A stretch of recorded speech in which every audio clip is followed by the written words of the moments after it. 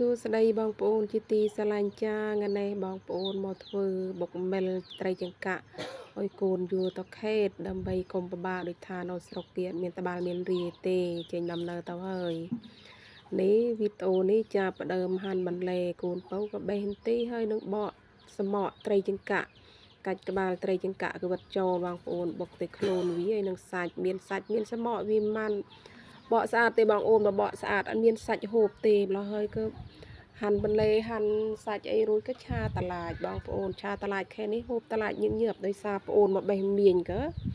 វាទុកតឡាចអុយដល់2ដល់3ចន្ទធូក៏ឆាតឡាចទៀតហើយបងប្អូនជាមួយសាច់ជ្រូកឆាតឡាចឆ្អិនហើយក៏ចាប់ផ្ដើមឲ្យលីងត្រីចង្កាក់លីងឆ្អិនត្រីចង្កាក់រួចហើយក៏ចាប់ផ្ដើមលីងទេសបងប្អូនលីងទេសលីងខ្ទឹមបុកមិលបងប្អូនហើយនឹងគិតខុសគិតត្រូវទេនេះកូនគ្រុនទើបជាឡើងមកបុកមិលទីបុកមិលត្រីចង្កាក់ដាក់ទីឡើងមកតបាល់ពើកបងប្អូនហើយលីងរួចឆ្អិនអស់ហើយចាប់ផ្ដើមបុកត្រីចង្កាក់មុន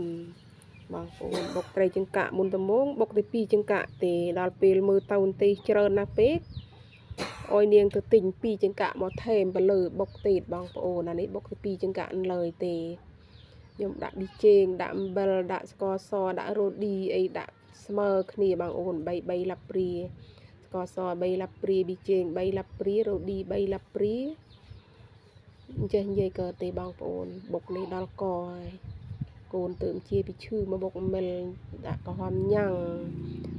បុកត្រីចង្កាក់មកហើយក៏ចាប់ផ្ដើមបុកទីបងប្អូនបុកទីយើងមកបុក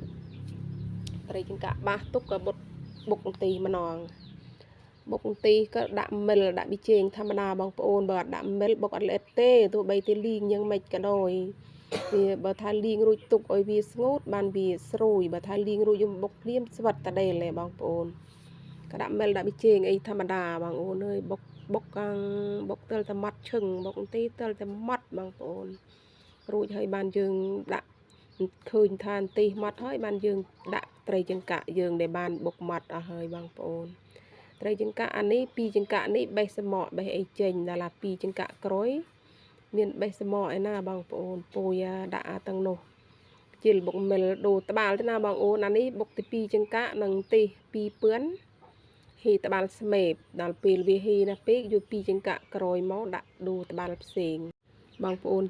ចង់ហូបបុកមិលត្រីចង្កាក់ធ្វើដូចខ្ញុំតើបងអូនលីងទេលីងត្រីចង្កាក់បុកអុយម៉ត់ឈឹងបងប្អូនមើលសាច់សស្គូបានត្រីចង្កាក់បេះក្បាលចេញណាបងប្អូនបេះកន្ទុយបេះក្បាលចេញ